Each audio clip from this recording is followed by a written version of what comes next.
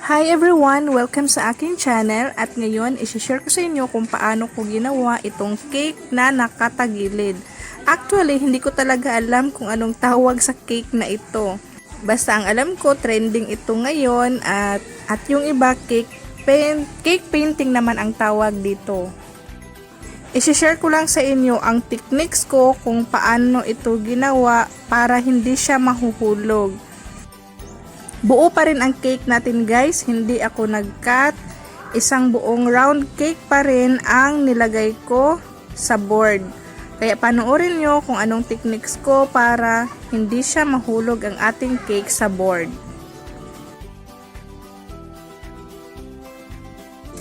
Kinat ko lang ang ating board guys at binutasan ko gamit ang barbecue stick.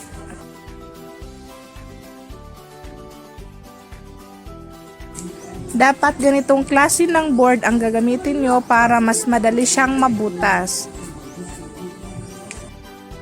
Ito lang ang naisip kong paraan guys para sure talaga na hindi mahuhulog ang ating cake. At pero kung meron kayong naisip na ibang technique guys na mas madali para sa inyo ay pwede rin yung gamitin yun. Mas magkaiba kasi tayo ng paraan.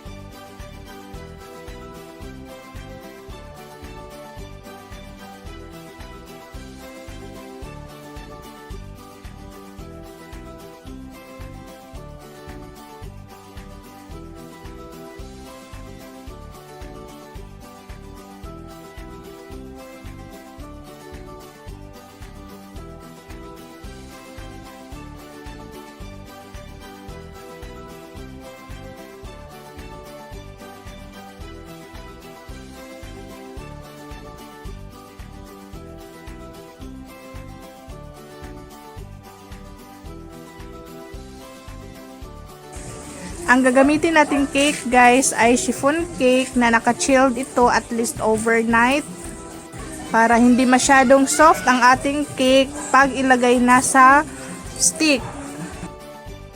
Mas maganda sana pag chocolate moist cake ang gagamitin natin dito guys para mas maganda at hindi masyadong soft ang ating cake pag ilagay na sa ating barbecue stick. Pero okay lang kung chiffon cake, basta dahan-dahan lang sa paglagay sa ating barbecue stick, baka mapunit ang ating cake. Panoorin nyo lang ako guys hanggang matapos ang video to at maraming salamat sa inyong patuloy na pagsuporta sa aking YouTube channel. At sa mga bago pa lang dito sa aking channel, please huwag kalimutang mag-like at mag-subscribe. At pindutin na rin ang notification bell para updated kayo sa lahat ng mga bago kong uploads.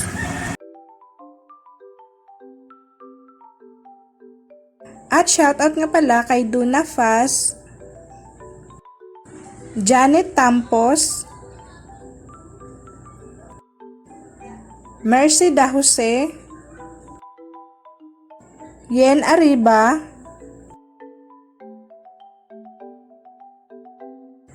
kay Sean Cel, at kay Lionel Josel Carmona. At shoutout rin sa mga friends kong nanonood ngayon. Thank you guys!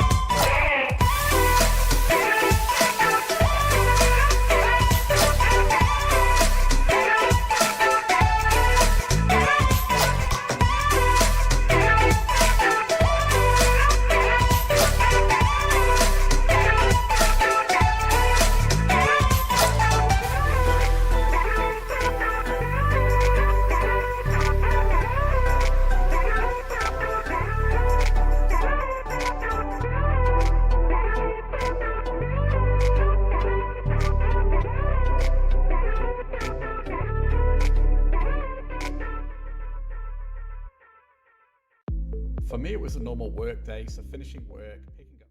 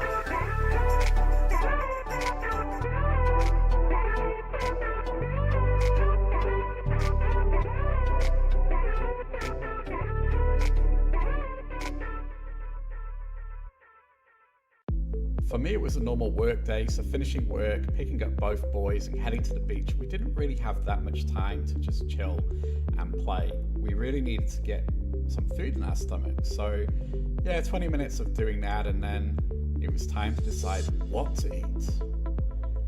And for me, yeah, there's quite a few options, I guess, but for the boys, the queue to eat was pretty short, but took a long time. And so I ended up getting the boys something to drink while we waited. And yeah, Callum doesn't like being filmed. I'll get him later. I do like the marina, and I'll do a proper vlog on it later, but it wasn't the intention to actually go here. The intention was to go to the beach, the proper beach, but there was a cold wind blowing, and it's not summer, cheesecake. And yeah, it just didn't work out. So it's nice and sheltered here. So yeah, but waiting for food, oh my god.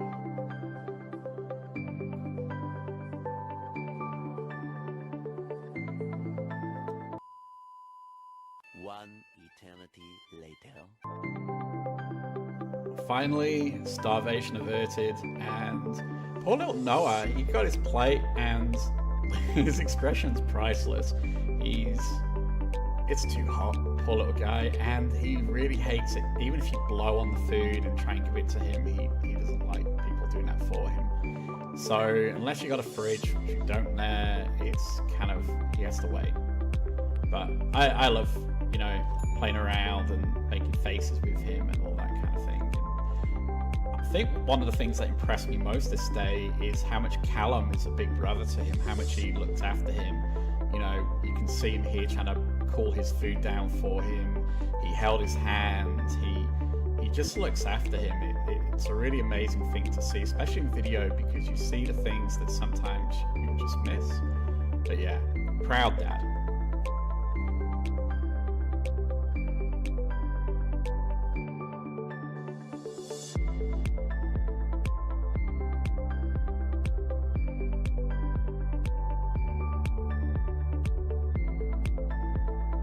I'm sure some of you would have noticed the phone in front of me. Well, you'll see a little